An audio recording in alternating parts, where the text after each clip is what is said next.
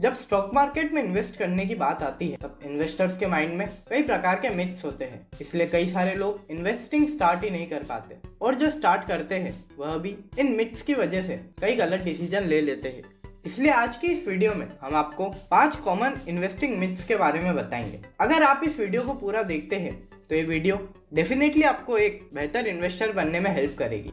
नमस्कार दोस्तों and welcome back to our channel trade point. अपने पैसों को ग्रो करने के लिए आपको उन्हें इन्वेस्ट करना बहुत जरूरी है। टेक्नोलॉजी की इस दुनिया में इन्वेस्टिंग से रिलेटेड नॉलेज आपको ऑलमोस्ट हर प्लेटफॉर्म पर मिल सकती है। हो सकता है उनमें से कुछ गलत हो और कुछ सही। दोस्तों आज की इस वीडियो में हम ऐसे 5 जनरल इन्वेस्टिंग मिथ्स के बारे में जानेंगे जो आपको इन्वेस्टमेंट करने से पहले पता होना चाहिए। जिसमें से पहला मिथ है you need a lot of money to start investment. मतलब कुछ लोगों को लगता है कि इन्वेस्टमेंट करने के लिए उनके पास बहुत सारा पैसा होना जरूरी है, पर ऐसा नहीं है। आप छोटी अमाउंट से भी इन्वेस्टमेंट स्टार्ट कर सकते हो। हाँ, हालांकि ये मिथ कुछ समय पहले तक सही भी था, क्योंकि उस समय जनरल पॉपुलेशन को सेविंग और इन्वेस्टमेंट के बारे में ज़्यादा नॉलेज नहीं थी।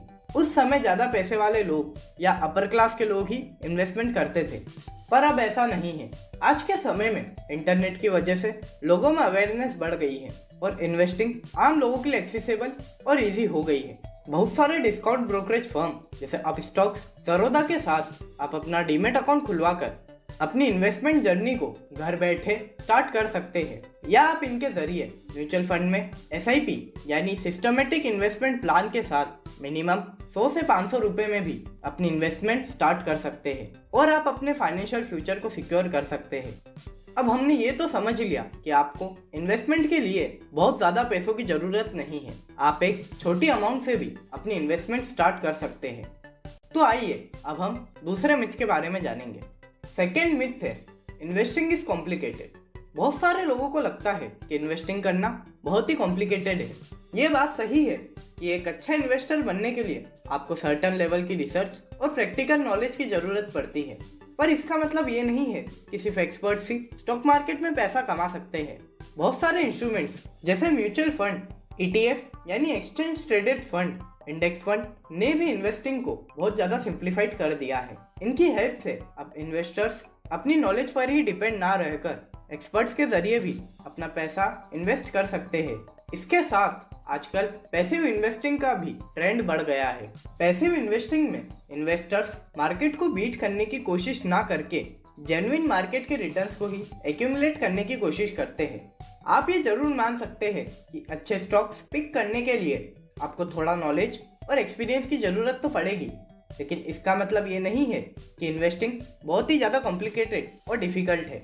इन्वेस्टिंग सीखने के लिए आपको अपनी नॉलेज को धीरे धीरे इंक्रीज करना होगा। इसमें समय तो लगेगा, पर एक दिन आप इसे जरूर अचीव कर पाएंगे।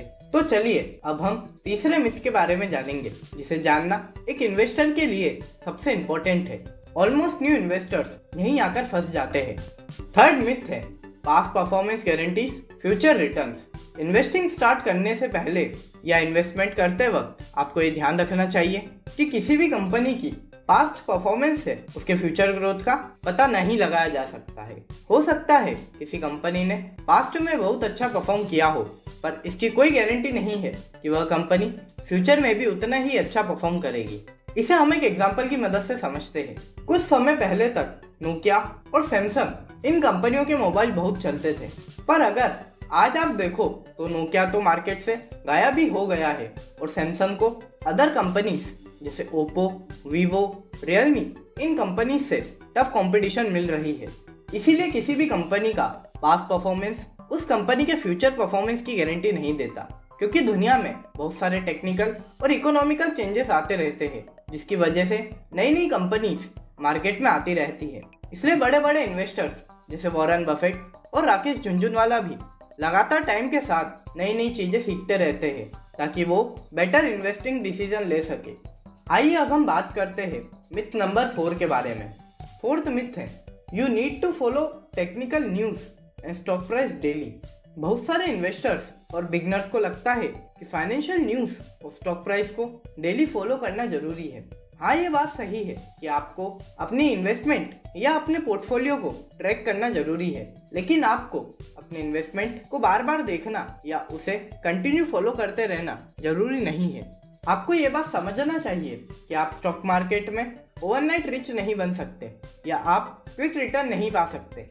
किसी भी स्टॉक को मल्टीबैगर होने में टाइम का बहुत बड़ा रोल होता है और ये बात इन्वेस्टिंग के अलावा बहुत सी चीज़ों में भी लागू होती है, जैसे कोई नई चीज़ सीखना, स्किल्स या अपने रिलेशनशिप को डेवलप करना। राकेश झुनझुनवाला और राधा कृष्ण दबानी जैसे सक्सेसफुल इन्वेस्टर्स भी शॉर्ट टर्म इवेंट्स के बेसिस पर अपने इन्वेस्टमेंट डिसीजन नहीं लेते। ये लोग अपने इन्वेस्टमेंट में लॉन्ग टर्म प्रोस्पेक्टिव्स रखते हैं। अगर आप इंट्राडे ट्रेडर हैं या ट्रेडिंग करते हैं तब आपके केस में ये सिनेरियो अलग होगा। तब आपको डेली स्टॉक प्राइस ट्रैक करने की जरूरत पड़ सकती है। अगर आप ऐसे इन्वेस्टर हैं जो लॉन्ग टर्म में वेल्थ जनरेट करने का सोच रहे हैं तब आपको डेली स्टॉक प्राइस को ट्रैक करने की जरूरत नहीं है, क्योंकि डेली स्टॉक प्राइस को ट्रैक करने से आप फोमो की वजह से अपनी इन्वेस्टमेंट में कुछ गलत डिसीजन भी ले सकते हैं, जो लॉन्ग टर्म प्रोस्पेक्टिव से आपके इन्वेस्टमेंट को गलत डायरेक्शन में ले जा सकता है। फेमस इन्वेस्टर बेंजामिन ग्राहम का कहना है, in the short term run the market is a voting machine, but in the long term run it's a weighing machine. इसलिए अगर आप अपने इन्वेस्टमेंट को लेकर कॉन्फिडेंट है तो आपको कभी भी डेली स्टॉक प्राइस या मार्केट को देखने की जरूरत नहीं है। जैसा कि आप अभी देख रहे होंगे कि रशिया और यूक्रेन के बीच वॉर चल रही है और इसका इम्पैक्ट आपको स्टॉक मार्केट पर देखने को मिल रहा है। तो अगर आप इन्वेस्टर है तो आपको कभी भी शॉर्ट टर्म इवेंट से फर्क नहीं पड़ना चाहिए। आइए अब हम वीडियो के लास्ट और इम्पोर्टेंट मिथ के बारे में जानते हैं। इस मिथ की वजह से बहुत सारे लोग इन्वेस्टिंग स्टार्ट नहीं करते। फिफ्थ मिथ है, इन्वेस्टिंग इज गैम्बलिंग। हाँ, हम इन्वेस्टिंग में ये कह सकते हैं कि इसमें कुछ रिस्क होता है, लेकिन इसलिए इसे हम गैम्बलिंग नहीं कह सकते, क्योंकि गैम्बलिंग में सब कुछ आपके लक पर डिपेंड होता है। आपका लक अगर अच्छा है तो आपको प्रॉफिट होगा और अगर आपका लक ठीक नहीं है तो आपको लॉस होगा। लेकिन इन्वेस्टिंग में होने वाले लॉस या प्रॉफिट के लिए बहुत सारे फैक्टर्स रिस्पॉन्सिबल होते हैं, जैसे प्रेजेंट इकोनॉमिक कंडीशन, मार्केट की हिस्ट्री और इन्वेस्टमेंट का फ्यूचर पोटेंशियल एक्सेट्रा। हो सकता है स्टॉक मार्केट में लक की वजह से आप शॉर्ट टर्म में प्रॉफिट अर्न कर ले या शॉर्ट टर्म में आपको लॉसेस हो, लेकिन लॉन्ग टर्म में वेल्थ जनरेट करने में आपकी स्किल्स ही सबसे इंपॉर्टेंट रोल प्ले करेगी। गैम्बलिंग में अगर कोई प्रॉफिट अर्न कर रहा है तो डेफिनेटली किसी ना किसी का लॉस हो रहा होगा। गैम्बलिंग में कभी भी वेल्थ जनरेट नहीं होती है, वह तो बस विनर और लूजर के बीच ट्रांसफर होती है। लेकिन इन्वेस्टिंग एक पॉजिटिव सम गेम है। इसमें ऐसा जरूरी नहीं है कि किसी को लॉस होगा तभी आपको प्रॉफिट होगा, या आपको लॉस हुआ है तो किसी ना किसी को प्रॉफिट हुआ होगा, क्योंकि हर स्टॉक के पीछे एक कंपनी है और वह कंपनी कुछ बिजनेस कर रही है। इसलिए जब उस कंपनी की ग्रोथ होगी तब उसका स्टॉक प्राइस डेफिनेटली ग्रोथ करेगा और आपकी इन्वेस्टमेंट की भी ग्रोथ होगी। अभी तक तो आप समझ ही गए होंगे कि इन्वेस्टमेंट को गैम्बलिंग से कंपेयर करना बिल्कुल वर्थलेस है। ये बिल्कुल सही नहीं है। इन्वेस्टिंग को गैम्बलिंग वही लोग कहते हैं जिन्हें इन्वेस्टिंग की बिल्कुल नॉलेज नहीं होती है, और एज ए इन्वेस्टर आपको ऐसे लोगों से दूर रहना चाहिए, क्योंकि ऐसे लोग आपका मोरल डाउन कर सकते हैं और आपका माइंडसेट डिस्ट्रैक्ट कर सकते हैं। या ऐसे लोगों को आप ट्रेड पॉइंट की वीडियोस प्रीफर करके इन्वेस्टिंग के बारे में उनकी सोच भी बदल सकते हैं। और ऐसी ही स्टॉक मार्केट से रिलेटेड और नॉलेजेबल वीडियोस देखने के लिए हमारे चैनल ट्रेड पॉइंट को सब्सक्राइब करना ना भूलें। और अगर आपको ये वीडियो पसंद आई तो इस वीडियो पे अपने लाइक और कमेंट के साथ हमारा सपोर्ट करें और इस वीडियो को अपने फ्रेंड्स के साथ में शेयर करें। हम जल्दी ही मिलेंगे अगली वीडियो में। Thank you for watching. Have a good day.